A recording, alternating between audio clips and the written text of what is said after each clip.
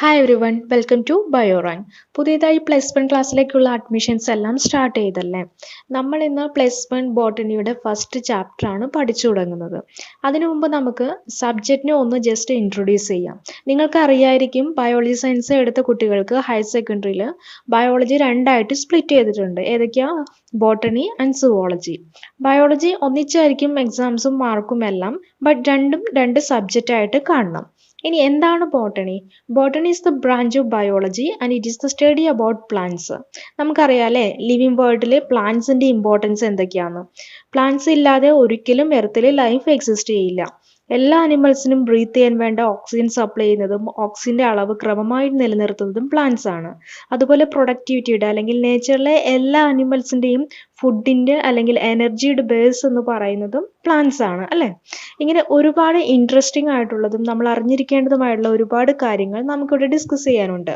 Botany നമുക്ക് കുറച്ചുകൂടി interesting ആയിട്ടുള്ളതും എളുപ്പമായിട്ടുള്ളതുമായിട്ടുള്ള ഒരു സബ്ജക്റ്റ് ആണ്. അപ്പോൾ നമുക്ക് ക്ലാസ്സിലേക്ക് കടന്നാലോ. പിന്നെ മറ്റൊന്ന്, ക്ലാസ് നിങ്ങൾക്ക് ഇഷ്ടപ്പെട്ടാൽ ലൈക്ക് ചെയ്യാനും ഷെയർ ചെയ്യാനും കമൻറ്റ് ചെയ്യാനും മറക്കരുത്. പിന്നെ ഈ ചാനൽ നിങ്ങൾ ഇതുവരെ സബ്സ്ക്രൈബ് ചെയ്തിട്ടില്ലെങ്കിൽ കൂടുതൽ ക്ലാസ്സുകൾക്കായി സബ്സ്ക്രൈബ് ചെയ്ത് ബെല്ലൈക്കൺ ക്ലിക്ക് ചെയ്യാം. നമ്മുടെ ബയോളജി ടെക്സ്റ്റ് ബുക്കിൽ കൊടുത്തിരിക്കുന്ന നമുക്ക് പഠിക്കാനുള്ള ചാപ്റ്റേഴ്സിൽ ഏതൊക്കെയാണ് ബോട്ടണിയിൽ വരുന്നതെന്ന് നോക്കാം. First chapter biological classification, then plant kingdom, morphology of flowering plants, anatomy of flowering plants, cell the unit of life, cell cycle and cell division, then plant ഫിസിയോളജിയിൽ വരുന്ന transport in plants, mineral nutrition, photosynthesis in higher plants, respiration in plants, plant growth and development. ഇത്രയാണ് ബോട്ടണിയിൽ നമുക്ക് പഠിക്കാനുള്ള chapters. First chapter biological classification. നമുക്ക് ചാപ്റ്ററിലേക്ക് കടന്നാലോ. ഓർഗാനിസംസിന്റെ ക്ലാസിഫിക്കേഷൻസിനെ കുറിച്ച് പറയുന്ന ഒരു ചാപ്റ്ററാണിത്. നോക്കുക, ക്ലാസിഫിക്കേഷൻ ഹിസ്റ്ററിയിൽ ഫസ്റ്റ് സയന്റിഫിക് ആയുള്ള രീതിയിലുള്ള ഒരു ക്ലാസിഫിക്കേഷൻ നടത്തിയത് അരിസ്റ്റോട്ടിലാണ്. അരിസ്റ്റോട്ടിൽ എങ്ങനെയാണ് ഓർഗാനിസംസിനെ ക്ലാസിഫൈ ചെയ്തതെന്ന് നോക്കാം. He classified plants into herbs, shrubs and trees. പ്ലാന്റ്സിന്റെ വലുപ്പം അനുസരിച്ച് അരിസ്റ്റോട്ടിൽ പ്ലാന്റ്സിനെ ഹെർബ്സ്, ഷ്രബ്സ്, ട്രീസ് എന്നിങ്ങനെ ക്ലാസിഫൈ ചെയ്തു. അതുപോലെ അനിമൽസിനെ red blooded animals and non red blooded animals എന്ന് ക്ലാസിഫൈ ചെയ്തു. റെഡ് കളറുള്ള ബ്ലഡ് ഉള്ള അനിമൽസ് എന്നും റെഡ് കളർ ഇല്ലാത്ത ബ്ലഡ് ഉള്ള അനിമൽസ് എന്നും ക്ലാസിഫൈ ചെയ്തു. അപ്പോൾ ആദ്യത്തെ ക്ലാസിഫിക്കേഷൻ നമുക്ക് പഠിക്കാനുള്ളത് അരിസ്റ്റോട്ടിന്റെ ക്ലാസിഫിക്കേഷൻ ആണ്. ഫസ്റ്റ് സയന്റിഫിക് ആയുള്ള രീതിയിൽ ഒരു ക്ലാസിഫിക്കേഷൻ നടത്തിയത് അരിസ്റ്റോട്ടിലാണ്. അരിസ്റ്റോട്ടിന്റെ ക്ലാസിഫിക്കേഷൻ എങ്ങനെയായിരുന്നു? പ്ലാന്റ്സിനെ ഹെർബ്സ്, ഷ്രബ്സ്, ട്രീസ് എന്ന് ക്ലാസിഫൈ ചെയ്തപ്പോൾ അനിമൽസിനെ റെഡ് ബ്ലഡ് ഉള്ള അനിമൽസ് എന്നും നോൺ റെഡ് ബ്ലഡഡ് ആയിട്ടുള്ള അനിമൽസ് എന്നും ക്ലാസിഫൈ ചെയ്തു. ഇതാണ് അരിസ്റ്റോട്ടിന്റെ ക്ലാസിഫിക്കേഷൻ. ഇനി നമുക്ക് നോക്കാനുള്ളത് അടുത്ത വേറൊരു ടൈപ്പ് ഓഫ് ക്ലാസിഫിക്കേഷൻ ആണ് two kingdom classification. Two kingdom classification propose ചെയ്ത് കാർലസ് ലിനേഴ്സ് എന്ന സയന്റിസ്റ്റ് ആണ്. ഇനി ലിനേഴ്സിന്റെ ഈ ടു കിങ്ഡം ക്ലാസിഫിക്കേഷനിൽ ഓർഗാനിസംസിനെ രണ്ട് കിങ്ഡംസ് ആയിട്ടാണ് ക്ലാസിഫൈ ചെയ്തിരിക്കുന്നത്. അതുകൊണ്ടാണ് ടു കിങ്ഡം ക്ലാസിഫിക്കേഷൻ എന്ന പേര് വന്നിരിക്കുന്നത്. ഇനി ഏതൊക്കെയാണ് ആ രണ്ട് കിങ്ഡംസ് എന്ന് നോക്കാം. കിങ്ഡം പ്ലാന്റേയും കിങ്ഡം അനിമേലിയയും. ആ പേരിനകത്ത് തന്നെ നമുക്ക് മനസ്സിലാക്കാം കിങ്ഡം പ്ലാന്റേയിൽ ഇൻക്ലൂഡ് ചെയ്തിരിക്കുന്നത് എല്ലാ പ്ലാന്റ്സുകളെയാണ്. അതുപോലെ കിങ്ഡം അനിമേലിയയിൽ ഇൻക്ലൂഡ് ചെയ്തിരിക്കുന്നത് എല്ലാ ആനിമൽസിനെയാണ്. അപ്പോൾ ടു കിങ്ഡം ക്ലാസിഫിക്കേഷൻ എന്താണ്? ലിനേഴ്സ് പ്രൊപ്പോസ് ചെയ്തൊരു ക്ലാസിഫിക്കേഷൻ ആണ് ടു കിങ്ഡം ക്ലാസിഫിക്കേഷൻ. എങ്ങനെയാണ് ഈ ക്ലാസിഫിക്കേഷൻ നടത്തിയിരിക്കുന്നത്? ഓർഗാനിസംസിനെ രണ്ട് കിങ്ഡംസ് ആയിട്ട് ക്ലാസിഫൈ ചെയ്തിരിക്കുന്നു. കിങ്ഡം പ്ലാന്റേയും കിങ്ഡം അനിമേലിയം. കിങ്ഡം പ്ലാന്റേയിൽ പ്ലാന്റ്സും കിങ്ഡം അനിമേലിയയിൽ ആനിമൽസിനെയും ഇൻക്ലൂഡ് ചെയ്തു. ഇതാണ് ടു കിങ്ഡം ക്ലാസിഫിക്കേഷൻ. ഇനി ലിനേഴ്സിന്റെ ടു കിങ്ഡം ക്ലാസിഫിക്കേഷൻ എന്ന് പറയുന്നത് ഇനഡ്യൂക്കേറ്റ് ആയിട്ടുള്ള ഒരു ക്ലാസിഫിക്കേഷൻ ആയിരുന്നു, അല്ലെങ്കിൽ ഒരു കംപ്ലീറ്റ് ആയിട്ടുള്ള ഒരു ക്ലാസിഫിക്കേഷൻ ആയിരുന്നില്ല ടു കിങ്ഡം ക്ലാസിഫിക്കേഷൻ. ഒരുപാട് ഡ്രോബാക്സുകൾ ടു കിങ്ഡം ക്ലാസിഫിക്കേഷനും ഉണ്ടായിരുന്നു, അരിസ്റ്റോട്ടിന്റെ ക്ലാസിഫിക്കേഷനും ഉണ്ടായിരുന്നു. ഇനി നമുക്ക് ഈ ടു കിങ്ഡം ക്ലാസിഫിക്കേഷന്റെ ഡ്രോബാക്സ് എന്തൊക്കെയാണെന്ന് നോക്കാനുണ്ട്. നമുക്ക് നോക്കാം എന്തൊക്കെയായിരുന്നു ഈ ടു കിങ്ഡം ക്ലാസിഫിക്കേഷന്റെ പോരായ്മകളെന്ന്.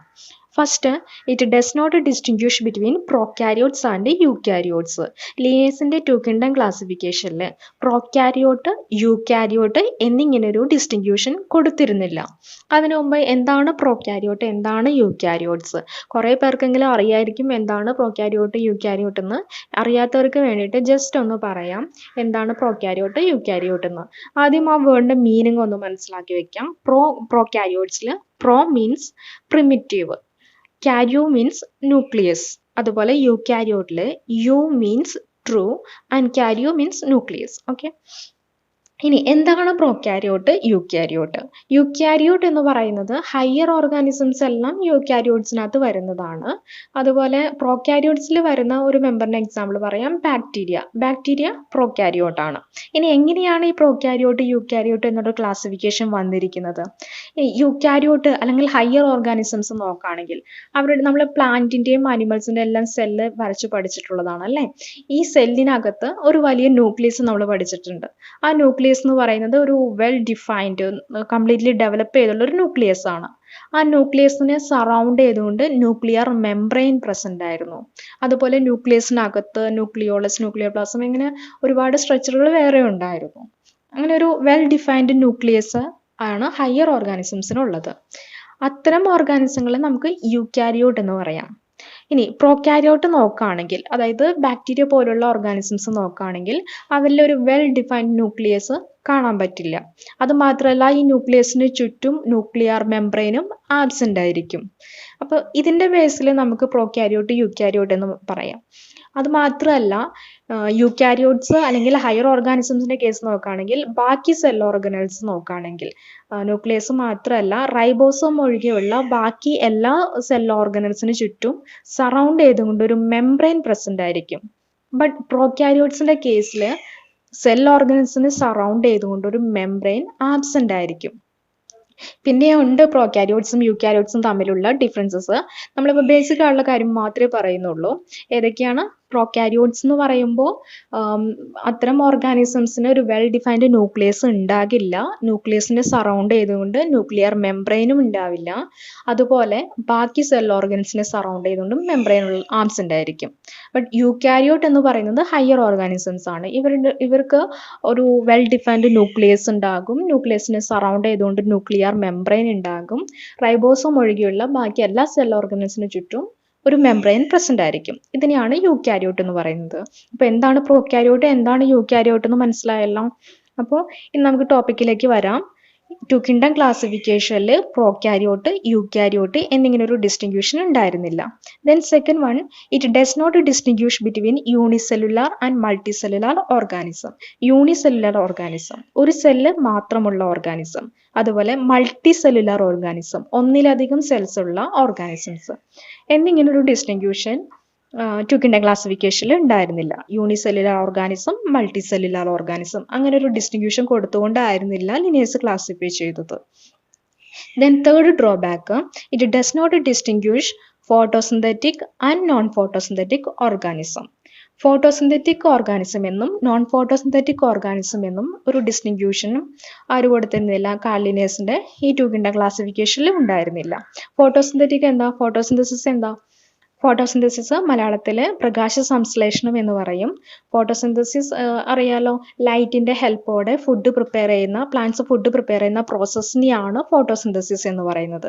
അപ്പോൾ ലിനേഴ്സ് ഓർഗാനിസംസിനെ kingdom plant and kingdom Animalia എന്ന് മാത്രം ക്ലാസിഫൈ ചെയ്തപ്പോൾ ഫോട്ടോസിന്തറ്റിക് ആണോ നോൺ ഫോട്ടോസിന്തറ്റിക് ആണോ എന്നൊരു ക്രൈറ്റീരിയ വെച്ച് ക്ലാസിഫൈ ചെയ്തിരുന്നില്ല. കിങ്ഡം പ്ലാന്റ്സ്, എല്ലാ പ്ലാന്റ്സും ഫോട്ടോസിന്തറ്റിക് ആവണമെന്നില്ല. ഫോട്ടോസിന്തസിസ് പ്രോസസ്സ് ചെയ്യാത്ത പ്ലാന്റ്സുകളും ഉണ്ട്. അപ്പോൾ അങ്ങനൊരു ക്രൈറ്റീരിയ കൊടുത്തായിരുന്നില്ല ലിനേഴ്സ് ക്ലാസിഫൈ ചെയ്തത്. Then next drawback, large number of organism did not come under either category. രണ്ട് കാറ്റഗറിയിലും കിങ്ഡം പ്ലാന്റിയയിലും കിങ്ഡം അനിമേലിയയിലും ഇൻക്ലൂഡ് ചെയ്യാൻ പറ്റാത്ത വേറെ ഒരുപാട് ഓർഗാനിസംസ് ഉണ്ടായിരുന്നു. ബാക്ടീരിയ, വൈറസസ്, ഫംഗസ്, പ്രോട്ടോസോവൻസ് അങ്ങനെ ഒരുപാട് ഓർഗാനിസംസിനെ ഈ രണ്ട് ഗ്രൂപ്പിലും ഉൾപ്പെടുത്താൻ പറ്റില്ലായിരുന്നു. അപ്പോൾ ഇത്രയൊക്കെയാണ് ടു കിങ്ഡം ക്ലാസിഫിക്കേഷന്റെ ഡ്രോബാക്സ്. എന്തൊക്കെയായിരുന്നു? It does not distinguish between prokaryote and eukaryote. Prokaryote, eukaryote എന്നൊരു ഡിസ്റ്റിങ്ക്യൂഷൻ കൊടുത്തിരുന്നില്ല. അതുപോലെ യൂണിസെല്ലുലാർ ഓർഗാനിസം, മൾട്ടിസെല്ലുലാർ ഓർഗാനിസം എന്നിങ്ങനൊരു ഡിസ്റ്റിങ്ക്യൂഷൻ കൊടുത്തിരുന്നില്ല. അതുപോലെ photosynthetic organism, non photosynthetic organism എന്നുള്ള ഡിസ്റ്റിങ്ക്യൂഷനും കൊടുത്തിരുന്നില്ല. പിന്നെ large number of organism did not come under either category. അപ്പോൾ ഇത്രയാണ് ടു കിങ്ഡം ക്ലാസിഫിക്കേഷൻ്റെ ഡ്രോബാക്സ്. നെക്സ്റ്റ് നമുക്ക് പഠിക്കാനുള്ള ക്ലാസിഫിക്കേഷൻ ഫൈവ് കിങ്ഡം ക്ലാസിഫിക്കേഷൻ ആണ്.